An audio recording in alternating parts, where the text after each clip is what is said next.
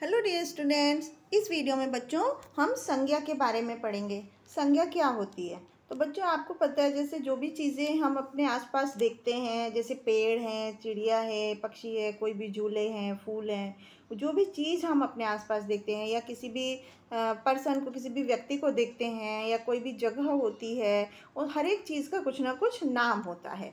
तो उसी को हम संज्ञा बोलते हैं। जैसे कि यहाँ पर हमने क्या क्या चीज़ें देखी, एक लड़का है, लड़की है, माली है, गिलहरी है, तो ये सब क्या है? प्राणी हैं।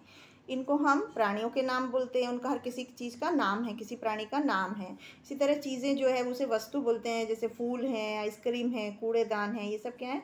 वस्तुएं हैं। और ये जगह क्या है? स्थान, जिसको हम बोलते हैं उपवन, यानी कि बगीचा। और भाव, फीलिंग्स जो होती हैं, जैसे सुंदरता, ये बहुत ही सुंदर दृश्य है, यहाँ बहुत ही हरियाली है, तो ये है भाव। तो हर एक चीज़ का जो नाम होता है उसी को हम संज्ञा कहते हैं। कोई भी वस्तु, प्राणी, स्थान या हमारे मन के भाव जो भी हमारे आसपास होते हैं उनको हम संज्ञा बोलते हैं। तो संज्ञा की परिभाषा लिखी है, किसी व्यक्ति, वस्तु, स्थान, प्राणी अथवा अवस्था के नाम को हम संज्ञा कहते हैं। अब हम संज्ञा के भेद, यानी कि संज्ञा कितनी प्रकार की होती है? संज्ञा 3 प्रकार की होती है: व्यक्तिवाचक संज्ञा, जातिवाचक संज्ञा और भाववाचक संज्ञा। तो सबसे पहले व्यक्तिवाचक संज्ञा क्या होती है? जिन शब्दों से किसी विशेष प्राणी, व्यक्ति, वस्तु या स्थान के नाम का बोध होता है उसको हम व्यक्तिवाचक, जैसे किसी भी व्यक्ति के नाम बताया जाता है उसमें, जैसे ये क्या है? हिमालय है, स्वामी विवेकानंद है, ताजमहल है, तो इस हर एक बिल्डिंग का पर्टिकुलर नाम बताया है या व्यक्ति का नाम बताया है, तो उसको हम व्यक्तिवाचक संज्ञा बोलते हैं। जैसे व्यक्तियों के नाम हैं, कोई भी व्यक्ति के, राम, कृष्ण, मनमोहन, तो ये सब व्यक्तिवाचक संज्ञा के अंतर्गत आएंगे। या किसी भी जगह के नाम हैं, मुंबई, लंदन, पेरिस, आगरा, या दिन और महीनों के नाम, त्योहारों के नाम, ये सब व्यक्तिवाचक संज्ञा के अंतर्गत आते हैं। और इसके बाद दूसरा होता है जातिवाचक संज्ञा। जातिवाचक संज्ञा क्या होता है? जिस शब्द से किसी पूरी जाति का पता चलता है। जैसे आप ध्यान से सुनो, व्यक्तिवाचक संज्ञा में किसी एक चीज़ के बारे में पता चलता है, एक व्यक्ति है, एक स्थान है, या एक प्राणी है, वस्तु है। या और जातिवाचक संज्ञा में किसी एक ही तरह के किसी संज्ञा का पता चलता है। जैसे एक शब्द से कि एक ही जाति के समस्त, जैसे फल है, तो फल क्या है?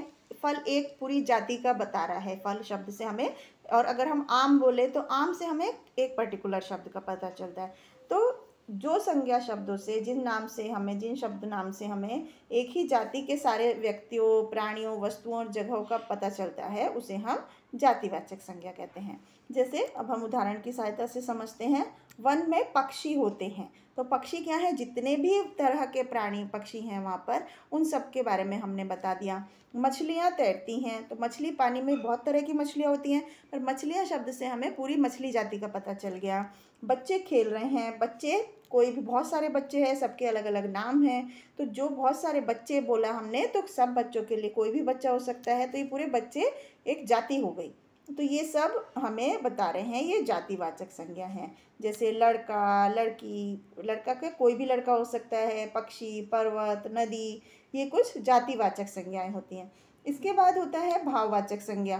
तो भाववाचक संज्ञा जिन शब्दों से हमारे मन की भाव का, मतलब फीलिंग का, हमारे मन में हम खुश हैं, दुखी हैं, अब हमारी क्या अवस्था है उसका पता चलता है, उसे भाववाचक संज्ञा कहते हैं। जैसे कि आम में मिठास है, बचपन, चिंता रहित होता है। तो जैसे बच्चों आपने देखा, मिठास है, बचपन है, चिंता रहित है, तो ये क्या होते हैं? इनको हम ना देख सकते हैं, ना छू सकते हैं, ये सिर्फ एक फीलिंग है, हमारे मन की स्थिति है।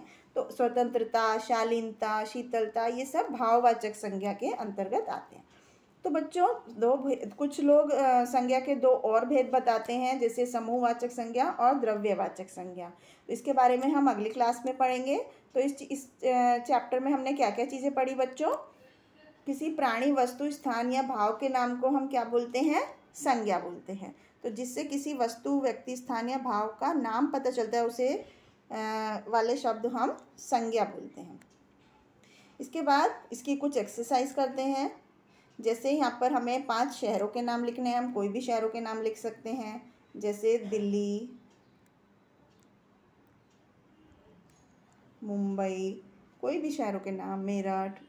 5 नदियों के नाम, जैसे गंगा, जमुना, कावेरी, ब्रह्मपुत्र, कोई भी नदियों के नाम लिख सकते हैं। संज्ञा लिखनी है। भारत की राजधानी क्या है बच्चों? भारत की राजधानी नई दिल्ली है।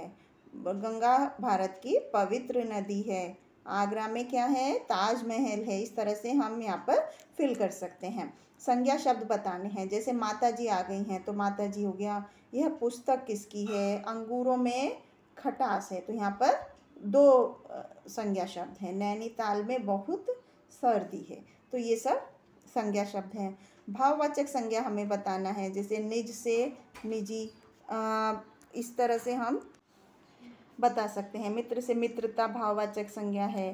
कठिन से कठोर, निकट से मित्र, कठिनाई, ये सब भाववाचक संज्ञा है। तो इस तरह से बच्चों हमने समझा कि संज्ञा क्या होती है और कितनी तरह की होती है। तो आई होप आपको समझ में आया होगा। Thank you.